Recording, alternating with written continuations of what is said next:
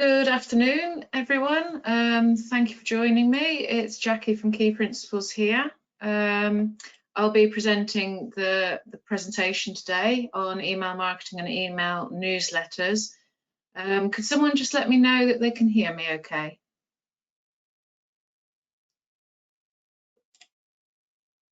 Hopefully you can.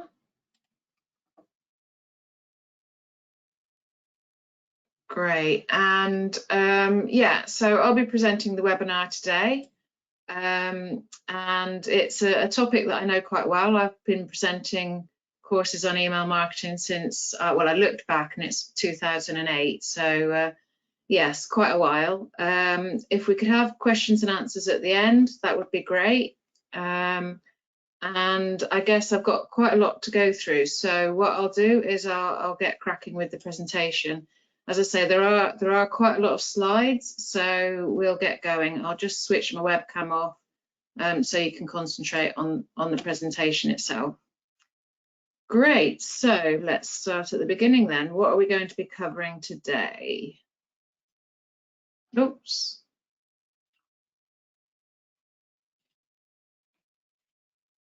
Here we go. So we're covering what is email marketing, the benefits of email marketing, permission-based email marketing, what that actually is, how to develop an email marketing strategy, your email list and building it, email software, the options, and a checklist for you to identify which email software would be best for you if you haven't got software already.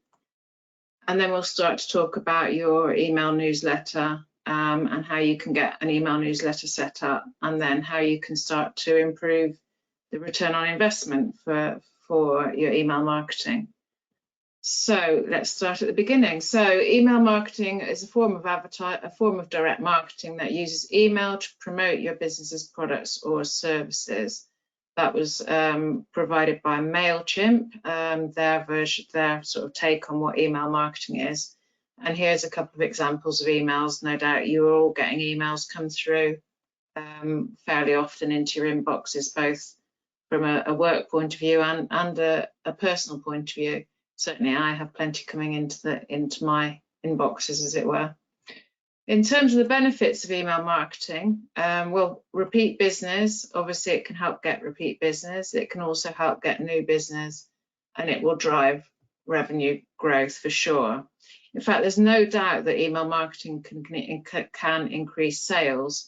59% of marketers say that it's their biggest source of ROI. That's some information from HubSpot. It's great at building your brand and developing brand awareness and making sure that you keep in top of mind in front of your customer. It increases the likelihood of repeat purchase, as I've said. It speeds up two-way response and can humanize your business. So if you add some human touch and some information perhaps about your team and things that are going on within your team, then you can start to get people understanding your business in a bit more detail. There's opportunities to personalize and segment, as we know, and you can also go into very much niche target areas and target very specifically. In fact, again, another statistic from HubSpot, marketers that segment their campaigns note about a 760% increase in revenue. So it's worth bearing in mind that if you can, it's a great idea to actually segment your list and provide information specifically to that list. Recipients can share the message, so that increases word of mouth and referrals. So if you've got a business that's generating plenty of referrals, then this is a great way to drive even more. It drives traffic to your website, of course, as long as you've got links in the email to your website. And it's obviously very cost effective. I mean, we could go on for days really talking about just all the benefits of email marketing. It's trackable, as you know, and it's quick and easy. It's almost instantaneous once you hit the broadcast button. And a biggie for me is you actually own it. So unlike social media or other forms of advertising, you actually own it. You own the channel you own the list. You at least own the list. So whatever email provider you might use, whatever software you might use, the list is yours. And that's probably one of the most important things. You're completely in control of this one. So if we look at how we might actually get to people, then it's important to realise that actually 89% of the UK population do have an email account. So whether you're looking at, if you're looking at B2C, then don't discount email marketing. Obviously, we don't need to. You can see there are a lot of big brands that use email marketing every day, and 89% of the UK population has an email account. So there's plenty to go at. Okay, so if we now look at permission-based email marketing, what am I actually talking about? I'm actually talking about where people opt into your email messages. That's customers and prospects opting into your email communications. And why do we want permission-based email marketing? Well, I guess they've put their hand up, but perhaps more importantly, obviously you're staying within the GDPR regulations. Slight note here though is with B2B, the opt-in isn't quite as strong, if you like. There is the legitimate interests for marketing activities, and that's why you'll probably see that you're still getting a lot of emails from other businesses, because business to business there's some scope for not having the opt-in or the permission-based email marketing. But if you do use permission-based email marketing, they've signed in, they've signed up for it.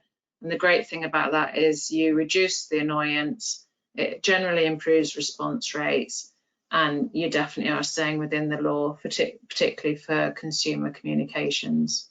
So if you're in any doubts regarding GDPR, then I've included a link here so you can go and check out the details. But certainly for B2B, legitimate interest for marketing activities means that you can use email, perhaps more than you think.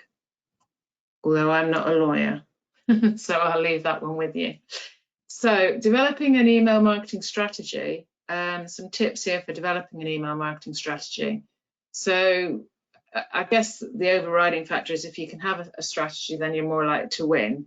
So I think begin with the end in mind. So what are your objectives with your email marketing?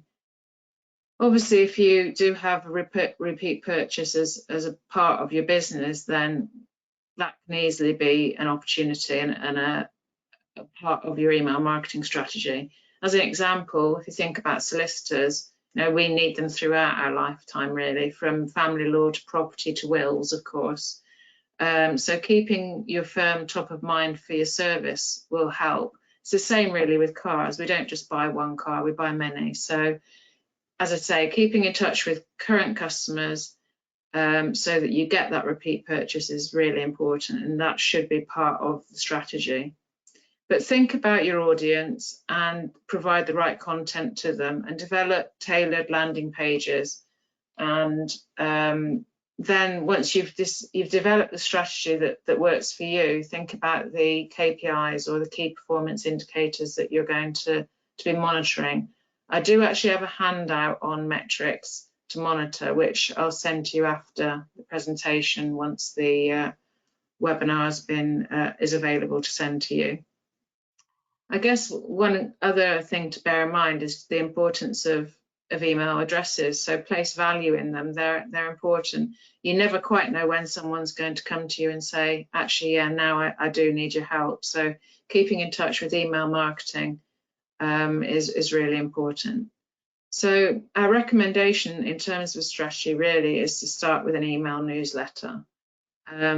Mainly because it's a starting point. You can then look at automation and other sort of fancy ideas, but if you start with an email newsletter, get used to doing the email newsletter, and maybe you should be doing the newsletter maybe monthly or even start quarterly, but it's always good really just to get started. So we'll go on to actually the email newsletter side in due course, but that's our sort of priority, as it were. So recommendation, start with an email newsletter. So building your email list, where do you start? Well, you start with your own data and finding it.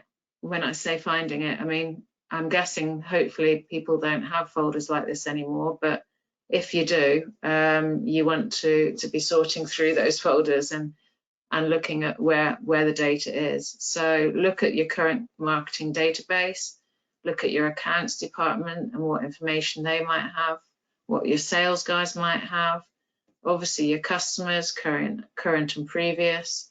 If you've got a customer service department, look at those. And doing those sort of things will help you get that data together. But you still need to seek opt-in, particularly with B2B. And then once you've got all of the data together, bear in mind as well, you might be able to find some data in any exhibitions that you might have been to, exhibiting at. Your salespeople might have business cards that they've collected over the years.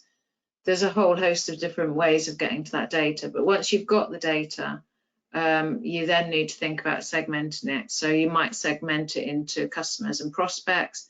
You might be able to segment it into the service that people have taken previously, or the service that someone's been interested in before but perhaps not purchased. So those are some ideas in terms of how you might segment the data that you have.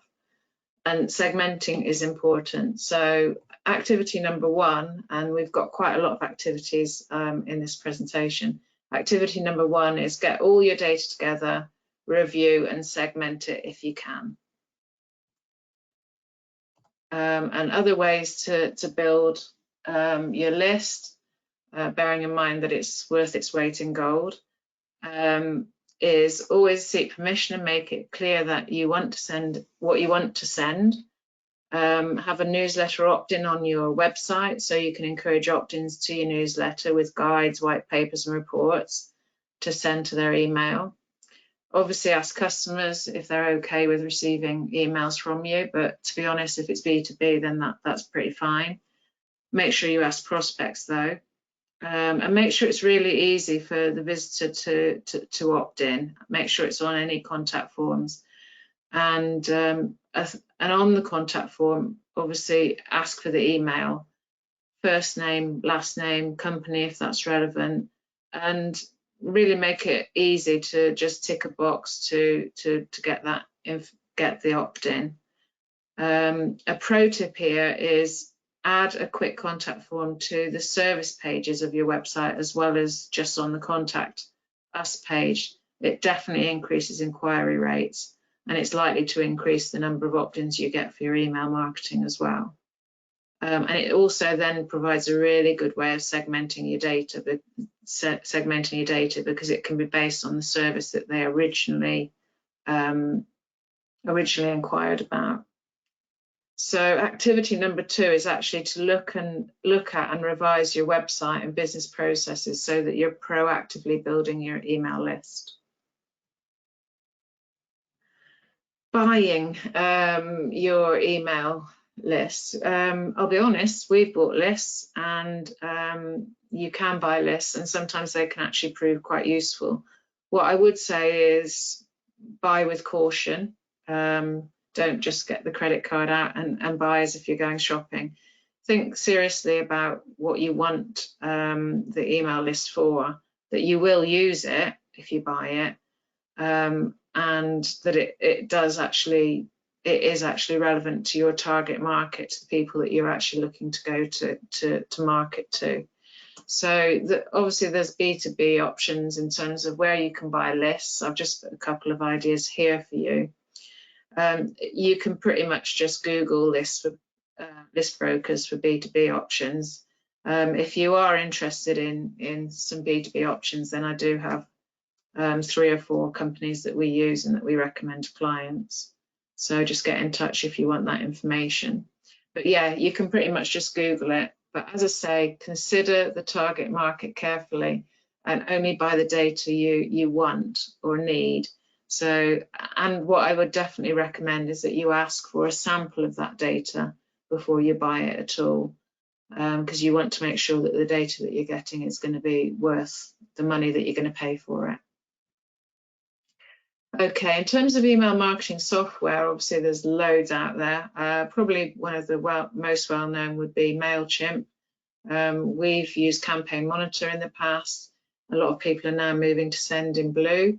I've put these as standard ones because I don't feel they necessarily, and I might be wrong because I know obviously all software providers are continually updating their software, but the ones that offer more automation for me are ones like ActiveCampaign and Infusionsoft. You don't really need those sort of systems to be able to do email newsletters, but you do need them if you want to start being more sophisticated and look at automation. I think the priority is keep it simple, start with a regular newsletter, which you may want to adapt for customers and prospects, so have slightly different messaging for each. I've got an email checklist here if you haven't already got software that you use. So I'll just run through these very quickly. Ease of use, tracking, I mean, that should be standard with email software. Probably a biggie is costs and broadcast volumes. So getting a handle on your data and then going and identifying an email software tool that provides you with a reasonable cost for the number of emails that you've got is a good way to go. Unsubscribe facilities is pretty standard. You might want more support, so think about what support levels you want. Automation features, if you want to go straight to looking at automation, and ease of integration with your web forms. So when people opt in, they opt in automatically and go automatically into your email software and onto your database. That's quite an important one. So develop your specification and review the options that are available. So activity 3, as I say, if you haven't already got one, would be to agree an email marketing tool to use once you've developed that spec and then cross-reference it with all of the options available.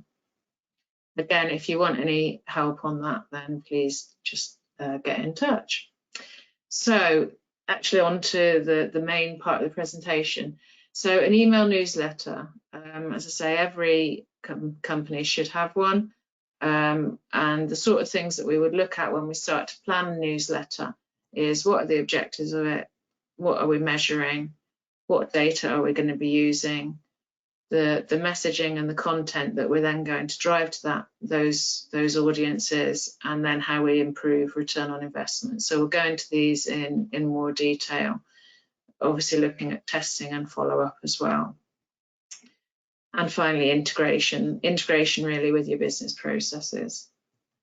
So the planning phase, we actually look at 6 different considerations. So the right people, the right results, the right process, the right message, the right offer, and the right time.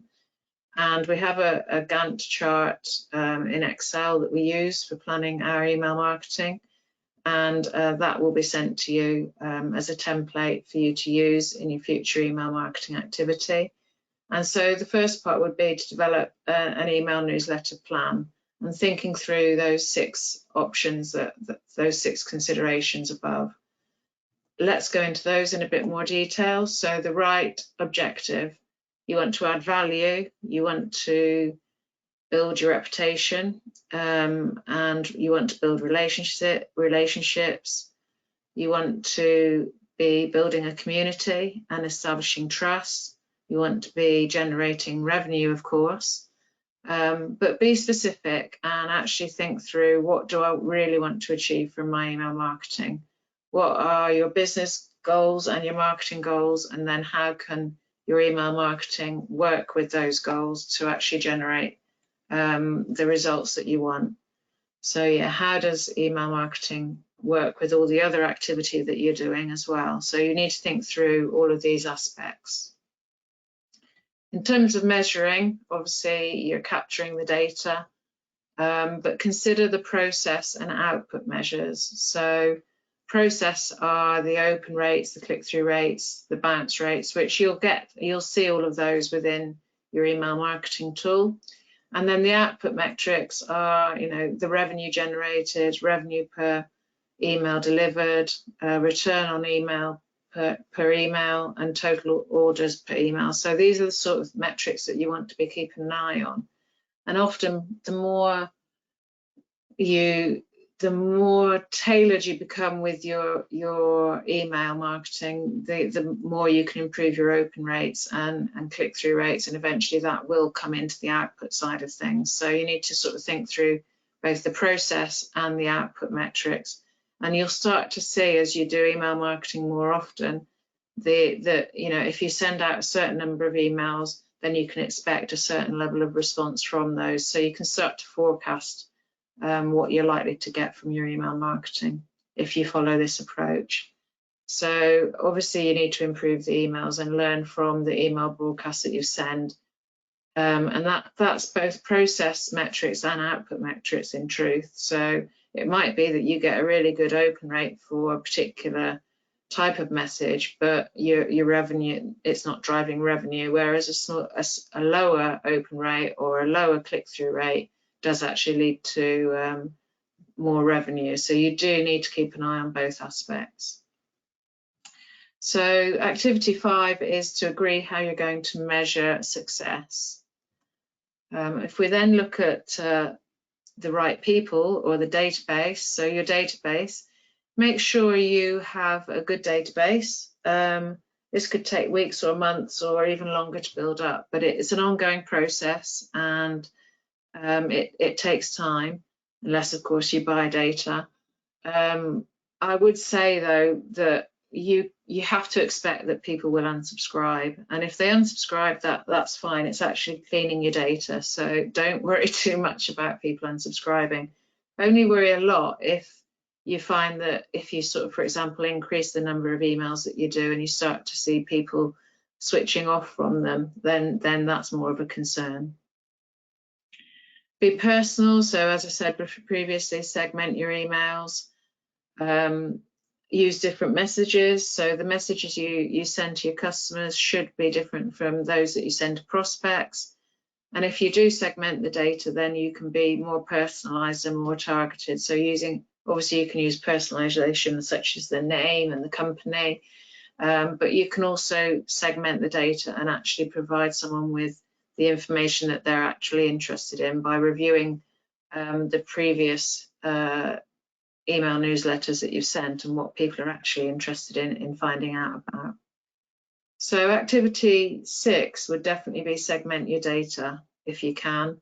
Certainly you should be able to segment it customers and prospects, but if you can segment it further than that, then I would recommend that your email marketing will certainly improve if you do that. We're then looking at process, so end to end. So this is the software that you use, whether you do it in-house or outsource it to an agency, what the objectives are, the content development, the broadcasting time and frequency, the follow-up and fulfillment. So think through here. One thing that we really have found to work very well is when customers do actually, or clients or even us, if we follow up activity with a phone call where people have clicked on certain pieces of information within the email, then we've been able to follow up and actually start a conversation about that. And that does actually improve your results with email marketing, as I'm sure you can imagine. Measure, learn, and then start again. So agree how you're going to implement it. So who's going to be responsible for it as well? It's all important.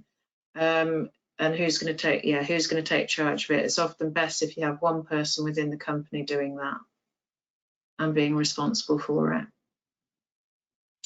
So to the right message, so think about customers and prospects, as I've said.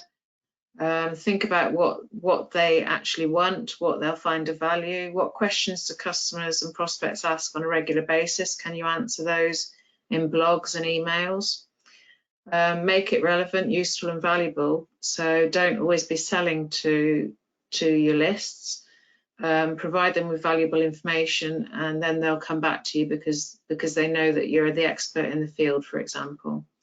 But always do include calls to action, and I would say always include links to your website. Certainly whenever you can, include links to your website. That gets people onto your website as well, and again, they're more likely to inquire. So you're wanting to move people from their current situation to their desired situation.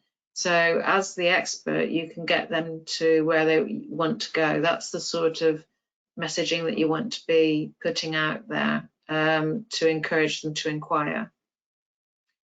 So you're educating, inspiring, and starting a conversation. So some activities here, I've actually got a couple of activities around the right message, because actually to get the right message, you need to have content available. So the sort of content that we look at sort of what are the frequently asked questions that we get. So detailed questions, but also overarching questions. So those questions you need to be answering, and those questions can make a really great starting point for blogs and then for email marketing following on from that. And I do have a worksheet that can help you list down those frequently asked questions, as well as considering your audience and what their desires are, and moving them, as I say, from their current situation to their desired situation. Consider case studies and testimonials. Again, I have a worksheet available for this activity as well. So there's plenty of homework for you guys.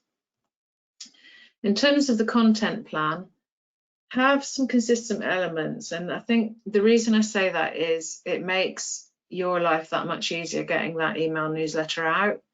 So we often have consistent elements within our email newsletters. So we might have a case study or a testimonial. We might have an educational piece that links to a blog. We might have latest news section.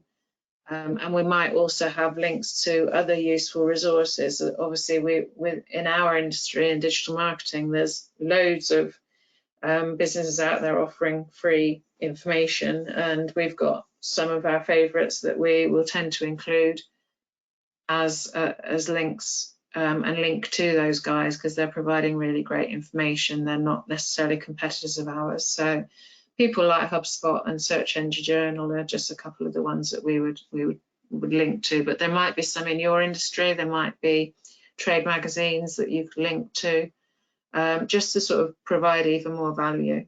So it doesn't always have to be content that you've written that is used, but obviously you do want people to go to your website, so it's important you do get content written. So create a content for that first email, and then think about how those sort of sections, if you like, and make sure that you always include those, and do that from your first email onwards, really. And then consider how many versions of it you might need. So do you need a separate one for customers and prospects? I would say so. Obviously, if you've got different services as well, then you might want to segment by service. But for me, keep it simple. One email newsletter that's tailored to the customer and then refined for the prospect, or vice versa, whichever you find easier, is often the way to go. And then make sure that you have a good landing page for them to go to with the content that you're driving people to. So activity 10 is create a content plan. Okay, in terms of testing, the sort of things that you can test, really from the from name. So we've used Team at Key Principles, Jackie at Key Principles, and various ones. But you can test those. You could do marketing at, sales at, or you can use an individual's name to test those. But test those, experiment with those. Of course, experiment with the subject line. And I think I've got more detail on that later. Look at different calls to action. Look at the email length. So consider it being longer or shorter. And in between your regular email newsletters, consider an ad hoc newsletter, or email. The reason I say that is if you've got some important information to get out, and obviously with what's been going on with the coronavirus, there's been plenty of news that you might need to get out to your clients, then the ad hoc email can work surprisingly well on top of your regular email newsletters. Test the formatting, and I'll talk about that a little bit later. Test list segmentation, as we've said before, but sending to smaller lists does generally lead to improved click-through rates and open rates and click-through rates, for example. Test the timing and the frequency, the day of the week and the time of the day to see what works. And a pro tip here really is look to own a day and a time. So if you can have your emails going out regularly, your email newsletter going out regularly, then if you do it on a certain day and a certain time of the month, then people will start to expect to receive it on that certain day and certain time of the month. And that's in there. So yeah, test ad hoc emails, as I've said, and learn from your previous emails and campaigns, because what you're wanting to do is increase your conversions and reduce your unsubscribes, and obviously generate some revenue for your business. So the setup, give your email newsletter a name. So we've given ours a name here. Decide whether you're going to use plain text or HTML. Think about the from field, the subject line, the preview pane, and how you're going to grab their attention, the body copy and the content on there, and the must-have and the legislation and the technical considerations. So I'm going to go through these very quickly because time is moving on. So plain text versus HTML, this is actually worth looking at because we've found that actually in some instances plain text can work better. Obviously here's a HTML newsletter and here's the plain text version which hasn't been formatted, but obviously you could format it better. So that's how they're different. And I would say definitely test it because, as I say, I have found that sometimes a very plain text version of your email can actually work surprisingly well for certain target markets. So definitely test it. And something else really definitely to know is check the file size of your email message. So if you're putting images into your email, make sure your images are resized. You don't want that email to be too large. It's more likely to go into spam if you do that. The from field, we've spoken about before, but it's important to standardize on one. So give the recipient an immediate identifier and then use that one for all future broadcasts. Make it recognizable. It should be at least two words. That will help with any spam issues. And don't forget, it is an opportunity to use the brand to get your brand into that from field. And we've got it as Jackie, key principles. But yeah, don't forget you can do that. So yeah, we've kept it personal. Where it makes sense for us, and as I say, keep it consistent. The subject line is crucial, and it will encourage recipients to open and read the content if you get a good subject line. So we do test them. Here's a couple of examples of a test that we did actually for an email marketing masterclass that I ran a while ago. So the subject line, yeah, what's in it for me? And this was the response that we got from the subject line that we were testing. So as you can see, option A, which actually is the longer one, lost. So option B was sent, which was a much shorter version of the subject line. So the key thing really is to make sure that you test it and that you answer the question, what's in it for me? You want to make it relevant as well, of course. The preview pane, another important aspect of your email marketing. So let's look at the preview pane. So you've got your subject line and then you've got the pretext header, which in our case there you can see is volume -3, your monthly roundup and free training. That gives people a little bit more information, might encourage them to open it, as does the subject line. So you can see you need to think about the preview pane and also the first bit of body copy that you've got in there, that might be visible. So make sure you test all of those elements. And it does depend on the email recipient. As you can see, it's different again in Outlook online. So grab their attention. You've got 5 to 10 seconds to grab their attention. What do you do? I think obviously the subject line is important, as I've said. And then once they've opened it, you want to sort of stay around about the 200 words or less as an optimal length for an email newsletter. So and make it easy for recipients to scan the email and focus on what's important to them. Keep it relevant, keep it punchy, short, be as clear and concise as you can be. Keep your paragraphs short. Make sure the objective of the email is obvious, whether it's latest news, whether it's training, whether it's, you know, give them some ideas immediately as to why they should be opening that email. The first sentence should summarize what you're writing about and why the recipient would be interested. And write it in the style of a letter rather than an advert. You really don't want it to be an advert. You want it to be more a letter style. And personable. You're writing to them as an individual, and think about that. Also write more about them than you. So think about,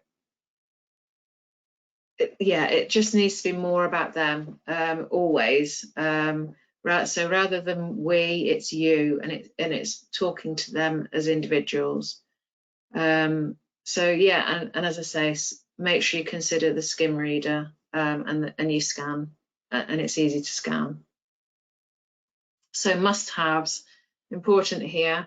A link to the web version, that's often provided automatically with most email software that you use. A forward to a friend link is really useful. That helps encourage those referrals. An opportunity to unsubscribe, obviously that's crucial, particularly with all the regulations that there are these days. You need to be able to display the recipient's email address. You need a link to the privacy policy, which we didn't actually have in our emails for a while, but I've added that. So you should have a link to your privacy policy, maybe in the footer of your email. Contact us and send us feedback. Links to those sort of links are obviously very useful. And you do actually have to have a physical mailing address and company details on there, as you do with your website, and a telephone number. So yeah, and since the Companies Act 2006, again, I'm not a lawyer, you should also include this information on your email newsletters. Again, it can be near the bottom, at the bottom, pretty much as you might do on your website. But those are things that you definitely need to include on your email newsletters and your email marketing. In terms of the legislation, obviously there's the GDPR regulations, there's the Companies Act, there's the European Directive, data protection. I mean, it goes on, it's endless really. But one important thing that you guys need to do if you're looking at email marketing, or if you've been doing email marketing, is you do need to register with the Information Commissioner's Office if you haven't done so. It's really important that you do that, and I believe it's part of the GDPR regulations that you do that. Unfortunately, there is a fee, but it's a relatively nominal fee. As I say, you know, I'm not a lawyer, so but I would recommend that you do register with the Information Commissioner's Office, and make sure that your privacy policy that you're linking to from your email to your website, make sure that that's up to date. And as I say, I'm not a lawyer, so I would obviously recommend that you review what you do before you get started. And I've included an activity 11, which is register with the Information Commissioner's Office. Technical considerations. I've already spoken about images and the size of them. It's really important that you keep those images as small as you can, or the spam filter will definitely get you. Not sure what that image is about. I guess that's the spam filter. But yeah, make sure your images are resized so that they're small, but work well on your email. Don't include attachments. If you've got something that you want to attach, then add it to your website and have a link to it. Again, attachments will invariably get caught in spam filters. Add image alt tags. It's not going to stop this. It's nothing spam filter related, but obviously it's a good thing to be doing, to add the alt tags to your images. And to avoid the spam filters, our friends at HubSpot have a great article, 29 tips on how to avoid the spam filters, and I've got a link to that below. So that's definitely worth looking at, some really useful tips, but those are sort of top 2 tips for me would be image size and not including attachments. As I say, the article there will give you even more detail in terms of what to avoid so you don't get caught in the spam filter. So as I say, it doesn't have to be your worst nightmare, but you do need to test and check and make sure that you've got it as good as you can. A lot of the email software providers now will actually provide a test within the system to enable you to check how things are before you send the email, if you want to do that. And it's probably worthwhile doing it, certainly for the first email that you set up. Okay, so moving on to improving the return on your investment. Obviously, keeping your list up to date is crucial. Keep it simple, test and measure to improve, integrate it with your other marketing activity. That's really important. Consider telemarketing follow-up, which I spoke about earlier, and then look at email automation after you've started developing an email newsletter regularly. Yeah, so it is definitely not a sprint, it's definitely more of a marathon, but it is definitely worthwhile if you can get it regularly into your processes, that you do that email newsletter once a month. In terms of follow-up, deal with bounces and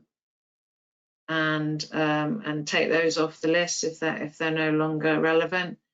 Make your email newsletter part of a campaign with the follow-up activities and possibly a second emailing where appropriate. The good news is you will get response quite quickly, pretty much immediately.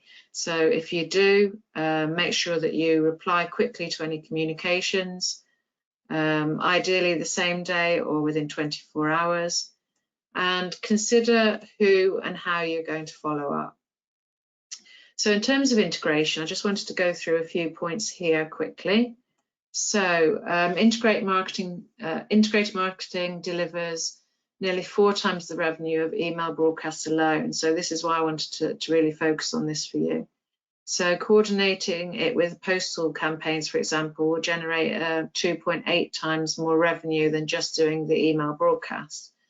And links to your website will increase the revenue by 3.8 times. So it's worth noting that's from some research by a company called Jupiter Research. So it is worth integrating your email marketing with your other activity. Some quick wins: add links to your email newsletter, add your social channels to your email newsletter, promote your newsletter on social media, and hopefully that'll encourage sign-ups. Promote the newsletter content regularly on social media as well, using different messages. Add a link to your latest newsletter to your email signature, and promote your newsletter on your website. And all those things will help to increase the database that you're targeting. Okay, so get going. Agency or in-house, that's your decision. Choose the software that works best for you. Develop a standard email template. Display key content in the same place each time. That's quite important. Develop an email marketing plan. Think about images. If you're using photos, save them for emailing, as I've said, so you keep the file size of the email down. Test your email in various email addresses in various email software. So we have specifically set up some emails so that we can test them in the various versions. Check the email size. It's good to try and keep it below 40 KB if you can. And I've actually got a 21-point pre-send checklist there, which you can take a look at later. So activity 12 is prepare your first newsletter and send it. So a quick recap, we've covered quite a lot. I guess the priority now is to, well, what can I say? Just do it. So finally, the recommendations. We recommend an email newsletter, and there are the 12 activities that we recommend that you undertake to get that first newsletter out there. So, any questions? And sorry, it's been quite a long presentation. Do we have any questions? Just having a look.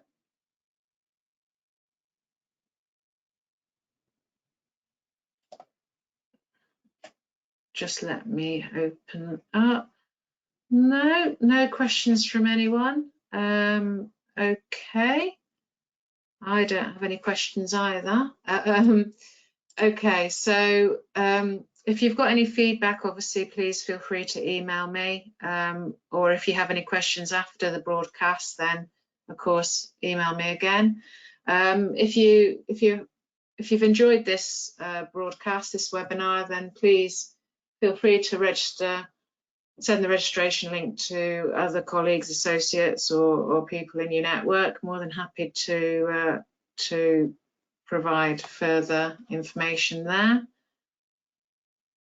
I might have a question. A question might have just come through. I'm just going to check. So I do have a question. What email software are you using currently and why? Okay, so we have a system called Metric Mail, which is actually part of the Campaign Monitor system. So we're using that for the moment. It's actually really good system. We found it to work really well. It's easy to use, and you can pretty much do everything that I've said quite straightforwardly. We are also using HubSpot. We are HubSpot partners now, so we are using that, and that's where we'll start using more automation. But yeah, we're currently using a system called Metric Mail, which is a version of Campaign Monitor. And the great thing about that is there are various packages available, as there are with most of them, but it has worked very well. So that's why we use that one. Okay, do we have any other questions?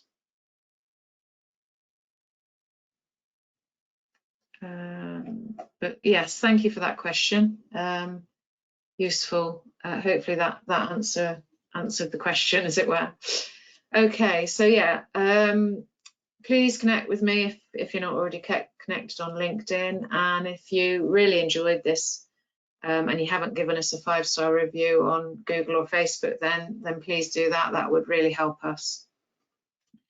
So thank you for your time. It has been quite a long one today.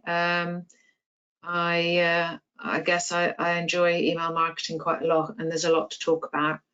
The next presentation, it's always the third Wednesday. It came upon us quite quickly this month, but it's always the third Wednesday of the month at 3 p.m. on a Wednesday. So if you're able to join us, that would be great. We haven't actually decided on a topic for the next webinar. So again, if you guys are eager to have us talk about a topic in particular, then please email me and let me know what it is you're looking for me to look at. But more than happy to develop a tailored presentation.